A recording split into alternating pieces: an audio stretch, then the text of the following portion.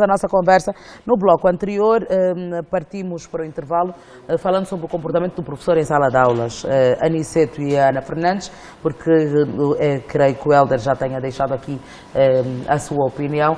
O comportamento do professor em sala de aulas, professores estes que acabam por incitar e fazem com que depois os alunos, os colegas, os pares, também dizendo, tomem o mesmo rumo. Aí sim diz que é quando se conforma, afinal de contas, o bullying. Ok. Mara, é o que estávamos a falar um bocadinho aqui no intervalo. Eu sou da geração que o professor era o nosso segundo pai. E nos orgulhamos muito, pelo menos eu me orgulho muito disso. E acredito que aqui os nossos convidados também são fruto de uma geração que provavelmente a nossa educação foi totalmente diferente. E hoje nós temos professores que simplesmente querem passar a matéria, ou querem passar o conhecimento, mas sem passar a moral e a cívica. E eles também não conseguem ter essa capacidade. Mas eu me pergunto, será que eles têm isso para dar? É uma das coisas que eu teclo muito, porque o professor precisa de ser capacitado, que é para conseguir transmitir o conhecimento e o conhecimento bem transmitido ao seu aluno. Porque é impossível a gente aceitar que um professor acompanhe um aluno a ser agredido e não faça nada. E a gente tem isso. A gente tem essa realidade e existe. Por isso é que eu digo, nós temos várias outras situações que têm se passado na escola, em que se oculta tudo isso e não tem esse acompanhamento. Os pais precisam de conhecer o professor do filho, conversar, ir na escola de surpresa. Como é que esse professor, durante a reunião de pais, como é que ele reage? Como é que é a atitude daquele professor? Porque nós podemos esconder uma vez, mas quando nós temos uma atitude menos boa, constante, quando é caráter, nós vamos demonstrar, e o pai consegue ter esses sinais. Então é gravíssimo quando nós temos um professor que é o promotor ou o caminho ou o vínculo para que o bullying seja concretizado entre as crianças, porque ele é ali o espelho naquele momento delas durante as aulas. Sim, senhor. Também gostava de ouvi-lo, Aniceto. Sim, Mara, eu acho que um professor que estimula o bullying, ele não é professor, ele está professor. Ele está professor porque provavelmente terá ido parar nessa profissão por não conseguir outras. E muitas das vezes, não é, o homem, para sobreviver, pode dedicar-se num ofício enquanto não encontrar aquele que gostaria ou aquele pelo qual foi formado. Então eu penso que um indivíduo na posição de professor que estimula o comportamento que chegam a trazer o bullying entre os alunos, ele não é professor, ele está professor. Porque se olharmos para quem é um professor, ser professor, portanto, é formar a consciência. E o professor é das mais belas artes que se tem, porque se trabalha com a mente, trabalha-se com a pessoa, descobre-se criatividades, formam-se valores, consegue-se encontrar talentos. Portanto, ser professor não é para qualquer um. É a principal e da mais importante profissão que existe na sociedade. Portanto, o professor... Ele que prepara todos depois. Todos depois. O médico, exatamente. É aquele que conhece o funcionamento da mente e lida com mentes diferentes. Sim. Nós voltamos outra vez, estamos hoje tão saudosistas, somos uma geração em que se achava normal o professor ter determinado tipo de postura ou atitude em sala de aulas. Adjetivando, chamando nomes, gozando com... Há uma amiga que fala que o professor dizia que está a cheirar sol. Então, para se referir, pronto, numa época em que não havia o que usar para as axilas, muitos usavam limão, enfim. E hoje em dia lembram-se disso de forma, em tom de brincadeira, de gozo, que era um professor gozão. Nesses casos em que não é específico para Aniceto, para Ana, nem para Hélder, não estou a falar para especificamente, não se pode considerar como sendo bullying. E dei esse exemplo, há muitos outros de professores renomados e respeitados que tinham como prática comum dar nomes aos seus alunos, às suas alunas em particular? Eu acho que até agora existem alguns. Mas quando fazem com todos, não podemos considerar bullying. Sim, mas eu penso que essa praia é do Dr. Aniceto, mas Ai, meu Deus. queremos aqui, se Não calhar... consegue dar nenhuma fimba? Conseguimos, sim, Vamos aí, senhora. embora. Mudam-se os tempos, mudam-se As vontades. as vontades, não é? Muda-se quase tudo. Naquela altura, não é? Estávamos num contexto em que o filho do vizinho era considerado Nosso filho. Hoje, esse contexto está mudado. Por quê? Porque os próprios pais é que relegaram esta valência, não é? Que existia naquela altura, relegaram para segundo plano. Por hoje, se pegarmos uma maçã e entregarmos ao filho do vizinho, quando tiver dor de barriga, o que é que você comeu? Comeu uma maçã em casa do vizinho fulano. Vizinho, desculpa, queria saber o que é que tinha maçã. Muitas vezes o filho deve estar com febre tifoide ou com uma outra patologia. Por quê? Porque nós entramos num mundo, não é? Assimilamos uma globalização, não é? Mal assimilada, não é? Que apanhamos de paraquedas e não estamos a conseguir nos desvencilhar dela. Naquela altura, por exemplo, era normal existirem também essas situações porque não tínhamos muitas desigualdades sociais, não é? O estrato social estava quase todo ao mesmo nível. Sim, estava equilibrado. Hoje, existem, por exemplo, o senhor fulano, que tem 10 carros, é vizinho do senhor fulano que o filho todos os dias vai a pé para a escola. E então, quer dizer, isso deixa sobremaneira o desequilíbrio, não é, na própria sociedade. E, portanto, não temos como, não é, se calhar fazer uma comparação daquela fase com esta. Por isso é que estamos agora a correr todos, não é, para o resgate dos valores morais. Não será também uma questão apenas de educação? Educação, no verdadeiro sentido da palavra, não estou a falar de instrução. Porque essas assimetrias, na realidade, sempre existiram. Sempre tivemos uns que tinham um bocadinho mais, apesar de haver uma solidariedade bem maior, mas sempre existiram aqueles que tinham um bocadinho mais. Que todos íamos assistir à TV na casa do amigo. E não havia do desrespeito, Mas, não havia condições para esta violência. A mudança do nosso sistema político, nós saímos de um sistema de partido único, não é? E que abrimos-nos à democracia e consigo trouxe, digamos, o capitalismo. Portanto, essas diferenças, as nossas famílias não tiveram preparadas. E essa abertura para a corrida ao capitalismo selvagem agora e ao materialismo, as famílias não tiveram preparadas, não prepararam os seus sucessores. E nós temos hoje a sociedade que temos. Por quê? Porque a família deixou de ser o principal elemento socializador. Nós temos o pai internet hoje, nós temos hoje a referência na Google, no YouTube. Portanto, nós temos vários canais de formação e de informação pelo qual o indivíduo tem acesso. Se as famílias não tiverem o acompanhamento rigoroso do consumo de informação e do modelo a que os seus filhos inspiram-se, claramente que não teremos esse controle social.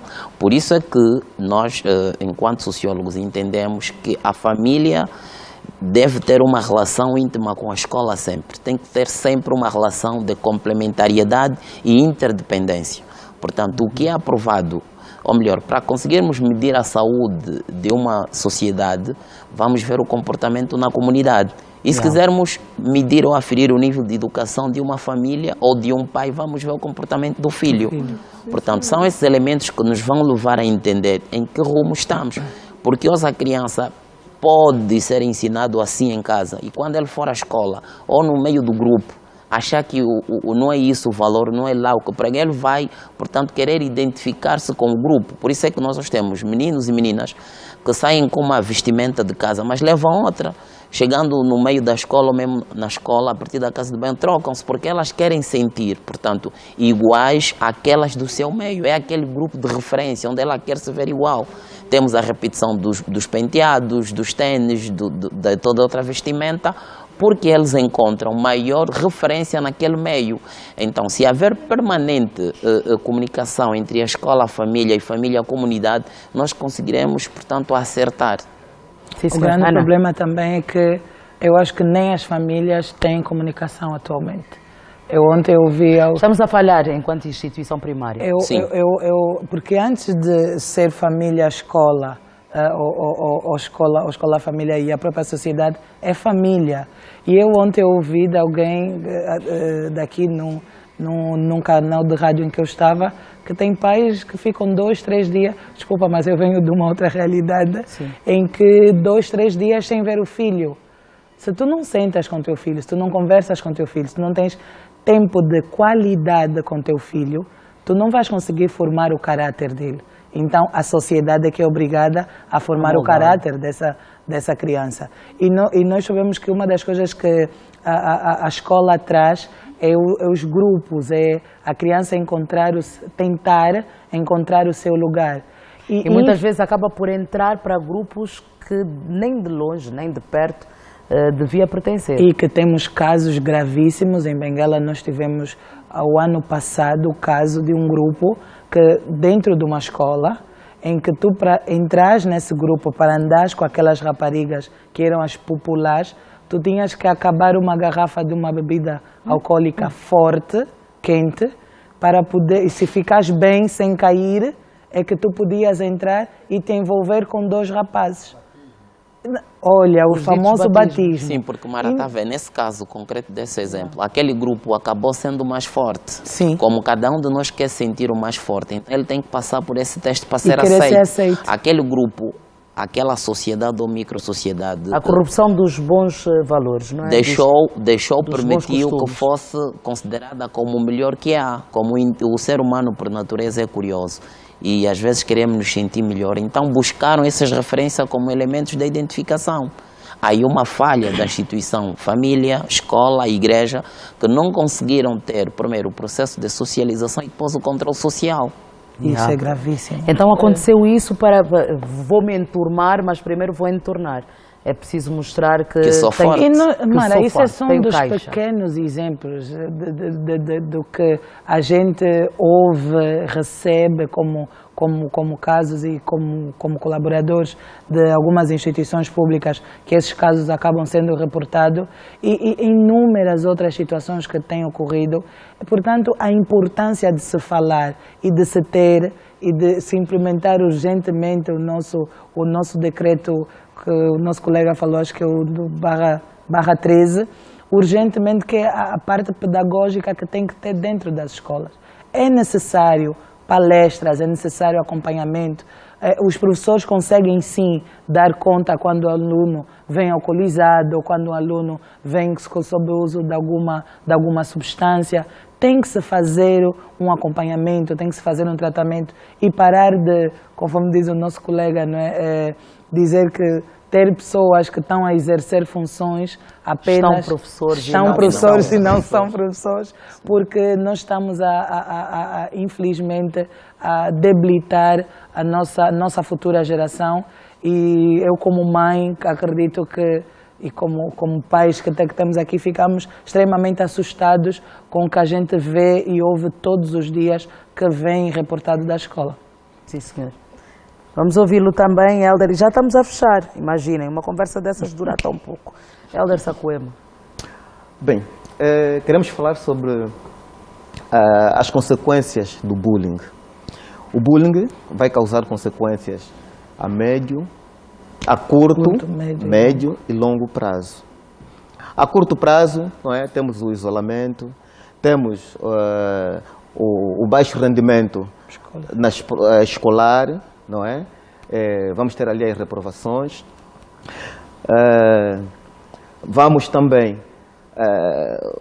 uma criança que sofreu bullying, não é? Na idade adulta, vai ter dificuldades em manter um relacionamento de longo prazo. Por exemplo, podem ser daquelas pessoas, não é? Que vai para um relacionamento, não é? Vamos imaginar aqui um casamento e não consegue manter este relacionamento. E quando perguntarem, mas o que é que se passou? Vai dizer assim, ele é até bom, o problema está comigo. Não é? O problema está comigo. Ou ela até Essa pessoa, boa. nem ela própria sabe explicar as razões pelas quais não consegue manter relações duradouras. Sim. Por quê? Porque ela perdeu confiança nas pessoas. perdeu confiança, depois a criança, por exemplo, como é que um pai vai descobrir que a criança está sofrendo bullying na escola? O pai vai descobrir porque a criança apresenta mal-estar na altura de ir para a escola. De manhã, na altura de tomar banho, preparar a criança, ela tem sempre uma desculpa. E geralmente a criança percebe-se a partir dos 8, 9, 10 anos. Ela diz sempre, está com dor de cabeça, está com dor de barriga, hoje não vai dar para ir para a escola.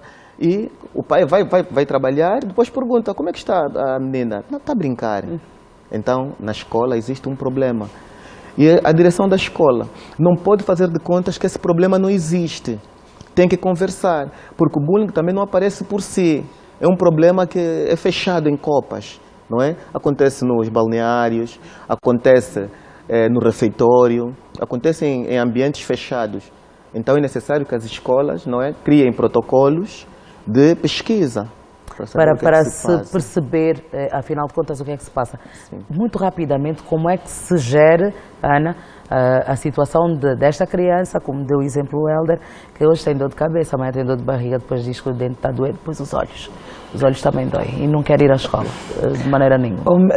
Dando mais um contributo àquilo que o meu colega estava a representar sobre os sinais e sintomas, a roupa, se o nosso filho vem constantemente sujo, a casa, se vem com alguma lesão. Mas olha, isso de sujo, as crianças sujam-se nessa parte. Nem sempre aquela sujidade advém só da brincadeira. A gente tem que ver, porque o reparo, se vem sujo e como vem sujo, se tiver calções, se está magoado embaixo, se tem alguma ferida nas costas, quer dizer, lugares secretos, observar o corpo do nosso filho. É muito importante pequenos detalhes e principalmente quando são crianças, não manda tomar banho sozinho, vai dar banho, porque ele não vai falar. Normalmente essas crianças não vão ser desde já logo abertas, algumas conseguem, outras não, e a comunicação.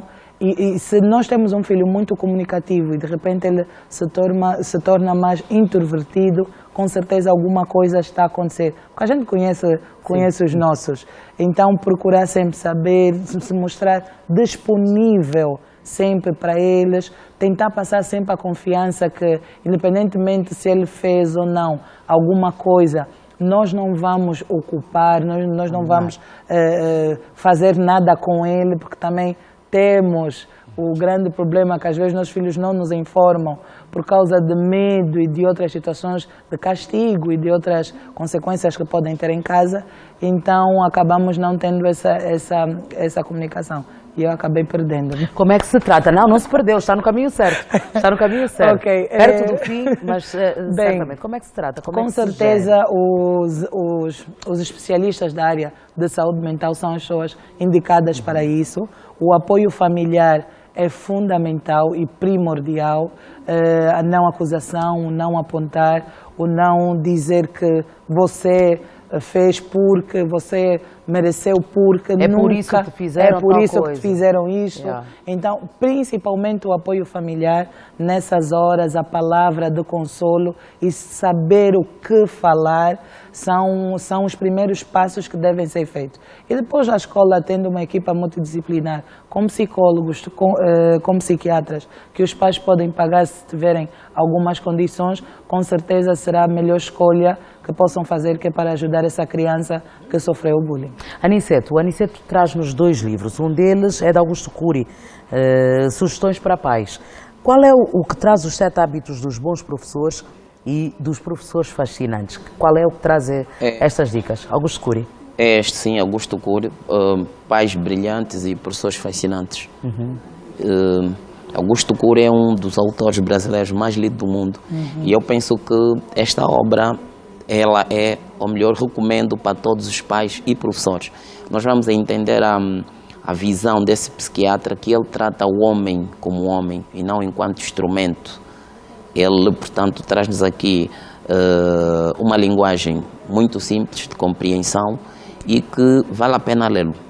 Portanto, eu recomendo, os pais e professores devem ler. Sim, senhor. O outro título é? Também trago o professor Mário Correia, professor da Faculdade de Medicina de Lisboa. é também estudioso na área das ciências sociais, portanto, fala muito sobre saúde pública, mas no cômputo da saúde mental.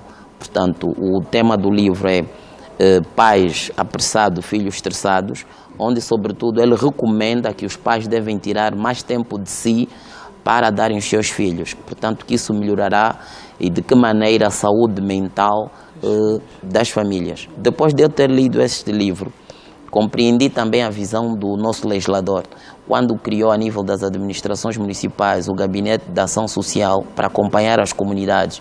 E agora com este decreto que o Dr. Helder acaba de citar, que é o surgimento dos gabinetes psicopedagógicos, estamos em crer que há uma preocupação do Executivo. Sim. Portanto, do ponto de vista da produção de lei, estão lá, mas é necessário que, digamos, o gestor dessas instituições compreendam o papel destes gabinetes e recrutem, a nível do seu pessoal, especialistas dessa natureza e que, portanto...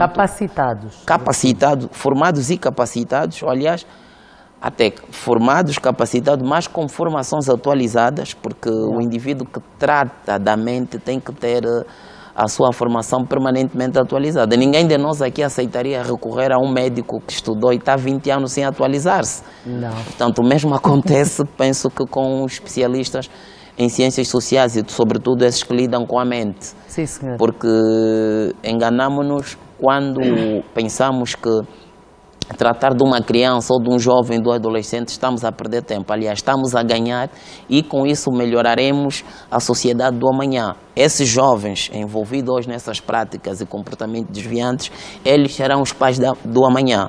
Aliás, no exemplo que a doutora Ana Fernandes deu aqui, disse que um dos critérios para aderência àquele grupo é a prática de relações sexuais com 2 rapazes. Portanto, podemos ver que uma menina envolver-se com 2 rapazes, se tiver num período, por exemplo, fértil, ela pode uma série de riscos, sim, além das ITS e tudo mais. Das doenças de transmissão sexual. Exato. Exatamente. Fiquei estarrecida também com essa informação. Sim, porque isso é arrepiante. Vamos trabalhar todos juntos. Vocês foram ótimos, fantásticos mesmo. Arrisco-me a dizer, perfeitos para o dia de hoje. Obrigada, Helder Sacoema, coordenador do Gabinete Psicopedagógico do Gabinete Provincial da Educação de Luanda. Muito obrigada e até à próxima oportunidade, Helder. Muito obrigado, Mara. Obrigada também à Ana Fernandes, psicóloga. Grata pela sua presença. Muito obrigada. E até a próxima. Olha, sempre que eu estiver aqui em Luanda, eu ligo e volto. Ah, não está cá em Luanda. Eu sou de Benguela. Oh, que mal. Pronto. Mas o Aniceto está cá. Sim, estou. Pronto. Muito obrigado e obrigado, Janela Aberta, por existir. Sim, senhor. Sim, senhor. Agradeço o facto de ter vindo. Aniceto Cunha, sociólogo.